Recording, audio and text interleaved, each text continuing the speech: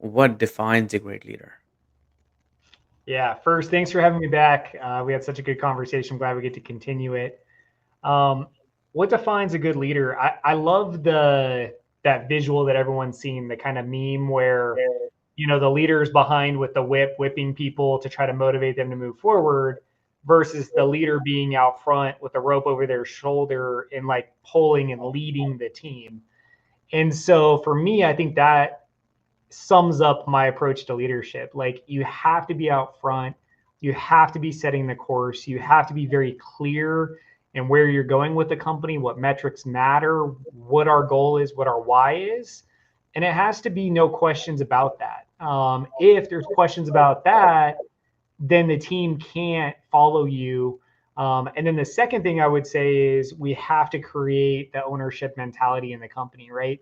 Every role needs to have a co created metric where you're not only leading by example, but you're co creating the leadership metrics with every one of your team members to create that mutual buy in. Yeah. Tell me more about that. Why do you think that? Why?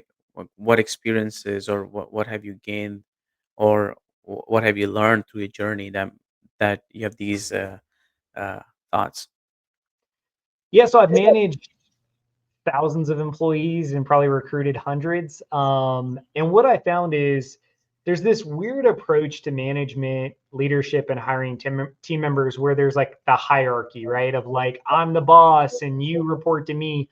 And I would say that's positional management, positional leadership, which we see a lot in low level jobs and a lot in corporate America. And we got to remember that like, the people we're hiring, the people we're working with, our team, are people. Like these are human beings, right? That we are vested in because we're empowering them to grow and do something amazing. We're paying them like a fair wage so that they can, support their family. And then they're giving us time and talent to the company. And that's a mutual relationship. That is not a one-sided relationship. And so I like to set, hey, here's where we're going as a company in the metrics. And then I love the co-creation process because it creates mutual accountability.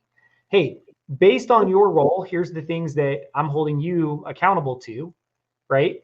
What else do you think I should hold you accountable to? Do you agree that the things I'm holding you accountable to are inside of your role and scope and are things that are inside of your job? And if they're not, let's either adjust your job description, maybe the pay, or let's adjust and have clear expectations. Because when there's misaligned expectations, that's where all the conflict comes from, right? I don't think I'm getting paid fairly. I think I'm doing too much outside of scope.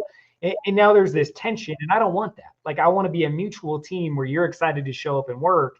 You understand what I'm going to hold you accountable to, and you understand what to hold me accountable to, what I agree to provide you from a training, mentorship, leadership standpoint as well. Yeah. I like that the focus is on a mutual relationship instead of one sided. Hey, do this, do this. This is what we need from you. So thank you for sharing that.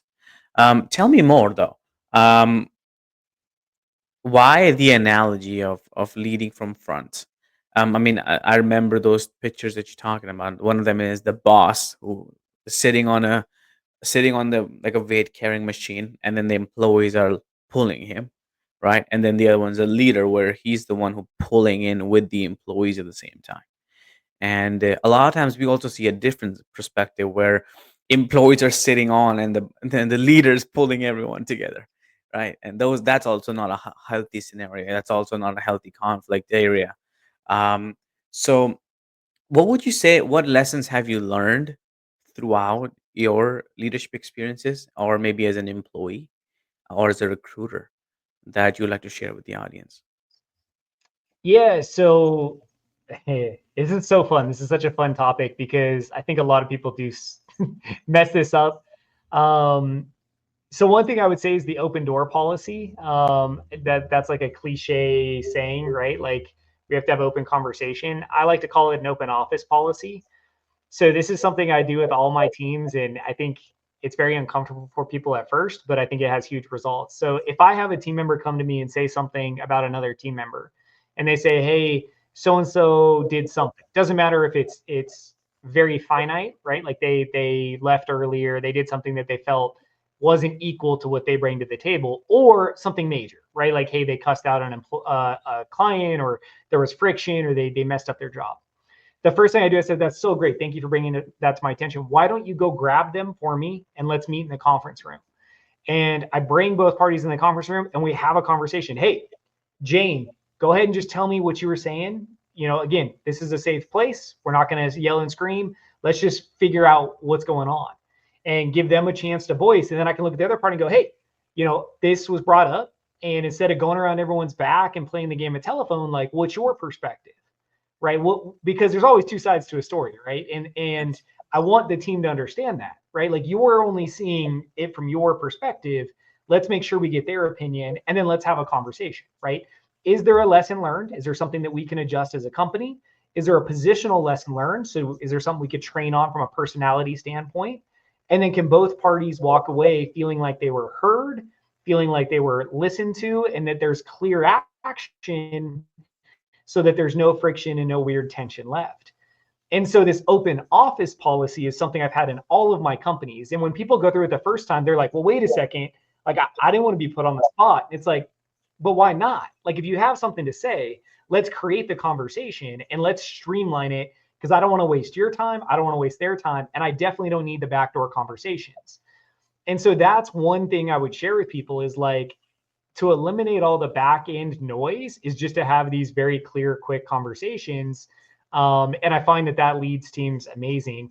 The other thing I would say is, if you're holding people accountable to, like, clocking in and clocking out and not the actual production metrics of their position, that that's such a micromanaging mindset. Even in retail, and I had a retail business, it was never like, oh, you clocked in 1 minute late. It's like, first I got to show up with curiosity. Like, hey, I noticed you were a minute late. Like, is everything okay? Like, I want to ask genuinely. And then I want to hold them accountable to the metrics. Like, well, did you still open on time? You did. Oh, okay, cool. Like, no worries that you clocked in a minute late. You were still open on time. Everything was done. Like, I just want to make sure you understand. Like, I'm aware of it. I just want to make sure you're okay. Again, open, clear communication. So the the conversation about hey, let's meet in the coffee room and you can tell me all about it. I have a perspective on that. I want you to answer that. How many times has that, if it has, even backfired where from that point onwards that employee never even came to say anything? Or has that not happened at all? Yeah, it never backfires because I never let anyone keep anything under the rug. And I'm Mm. very transparent about that as a leader. Like, hey, we're not here for drama, right? This is my mission, vision, and values. This is where I'm going as a company. This is your role. This is what is expected of you. And at no time are we going to end up in unnecessary drama, because that doesn't serve the client. And so we are here to serve the client or deliver our product, which serves the client. That's our focus, right? And yes, we're all people. There's going to be tension, there's going to be friction, there's going to be bad days, and all of that's acceptable, right? What's not acceptable is us not talking about it quickly and then anchoring it on real metrics. And that's another thing we could talk about is, a lot of emotion is tied to the perception of people doing or not doing, not the reality of the output. And so with these people, like I said, the first time it catches them off guard because they're like, oh, wait a second, you did tell me about this. It was in our onboarding, it was in our interview process. You're very aware this is how we operate.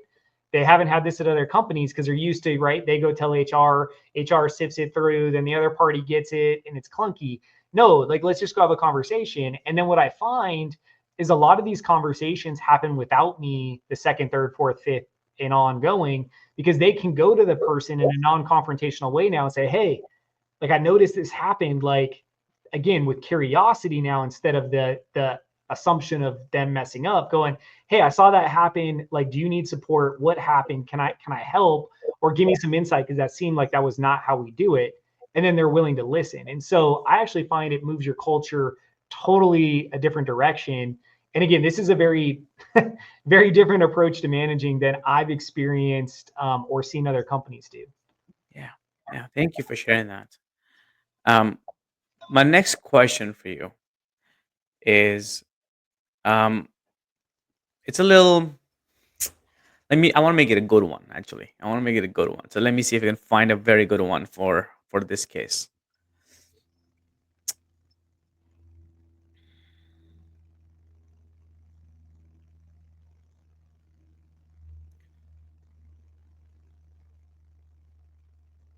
Okay, this is following up on what we just talked about, right? What tips would you have for leaders in relationship to employees, and what tips would you have for leaders as an entrepreneur? Yeah, so let's start with tips as an entrepreneur. If you're going to lead a company and be the leader, you've got to take care of yourself. And I think this is so missed in the business world. You cannot show up as your best self and give your company the best, let alone your team the best or your clients the best, if you're not taking care of your sleep, taking care of your health, taking care of your mental well-being, have stability, if you're not prioritizing your pay, making sure that you're taking care of your financial situation, like you've got to take care of yourself in order to be an amazing leader. So often you're giving to everybody else and you forget to take care of yourself, which will degrade your ability to give to everyone else. And so that's first is like prioritize yourself, and then that'll give you the power, the energy, everything else to give to everyone else. The second, when you're dealing with your team, I was on a podcast the other day and we talked about the team's journey. You've got to really think about what is that team member's journey in working with your organization, right? So what's the interview process? What's their onboarding process? What does work feel like? You've got to see it and visualize it. And you have to understand the things that they like about it, the things they don't like about it, and where you as a company are failing. A great example of this, I was working with a company and I was talking to their sales leader, and I was there super early. I spent a whole day on site and I noticed, she got there first, which was fine. She likes the morning. And then I watched her get the coffee container, walk down the hallway. This is an older lady too. She's like in her 70s. Walk down the hallway with the water container, fill it up at the water fountain, right? Like 12 doors down in the hallway. Walk back, put it on so that she could make her morning cup of coffee. And I was like, how many times a day are you doing this? She's like, well, I do it then, and then I typically have to do it one more time around lunchtime. And then if I want to get water, I got to walk down the hallway to get water. And I'm like, that's so inefficient. Like, well, what about snacks? Like, are there any snacks in the office? And she's like, well, not really. Like, there's no budget for that. And so, like, there's like, I get busy and it's lacking. So I went to the owner and I'm like, let's get a water company in here to either direct line water in so that we're saving time and this old lady's not walking down the hallway. And let's create a quick snack budget, poll the team so we can see what kind of snacks are good to have on hand. So your team is full of energy in case they miss lunchtime or miss a break, they still have something to eat. And it's a very low investment. But again, it was looking at that team journey going like, man, here's a sticking point. Let's solve that. Like, this should not be something that's taking time and energy away from my team. Let's invest the time and money to support them. And so that's what I mean. Like, look at your team's journey and make sure you have clarity into what's working, what's not working, and all the noise, right? That goes back to our early thing. Like, if you're hearing noise, you need to hear it and then address it. Thank you for being here today. I'm really happy that you tuned in to Vision Pros Live. I'm looking forward to seeing your reactions as these episodes continue to move forward. This is going to get more and more fun. We'll have more and more engagement as well. We'll invite people to participate in the show. And thank you for giving us your time and attention. Have an excellent time building out your vision and becoming a vision pro yourself.